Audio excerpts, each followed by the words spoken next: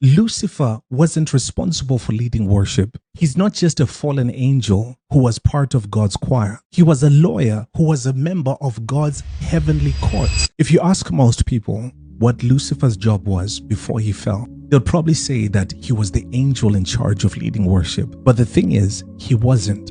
People only speculate that he was because of one verse, Ezekiel 28 verse 13, which mentions that God prepared musical instruments for him on the day that he was created. But apart from that, there's nothing that suggests that he was responsible for leading worship. But there is something else that Lucifer was in charge of. Let me tell you what his job was. His name, Lucifer, comes from two Latin words. The words lux, meaning light, and ferre, meaning to bring. And when you put these two words together, it means light bringer. So according to the meaning of his name, he was supposed to bring light, or to be more specific, he was supposed to bring things to light. But the question is, what kind of things? Now, when you read the Bible, you'll notice that every time this character appears, he's almost always doing the same thing. In Genesis, he tempted Adam and Eve. In the book of Job, he accused Job. In the book of Zechariah, he tried Joshua, the high priest.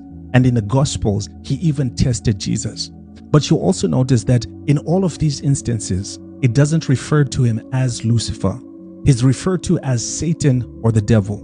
So does that mean that his name isn't Lucifer? No. His name is Lucifer, but Satan and the devil, on the other hand, are not names. They are titles.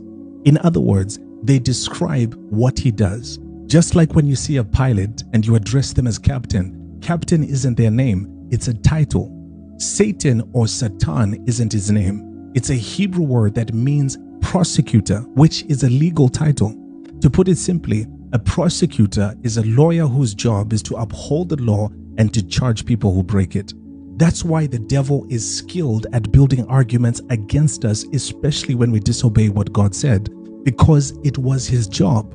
Lucifer wasn't responsible for leading worship. He's not just a fallen angel who was part of God's choir. He was a lawyer who was a member of God's heavenly courts. And not just any lawyer, he was heaven's chief prosecutor. That's why he was held to such high standards. Ezekiel 28 verse 12 says he was the signet of perfection, full of wisdom and perfect in beauty. And verse 15 mentions that he was blameless when he was created. Why?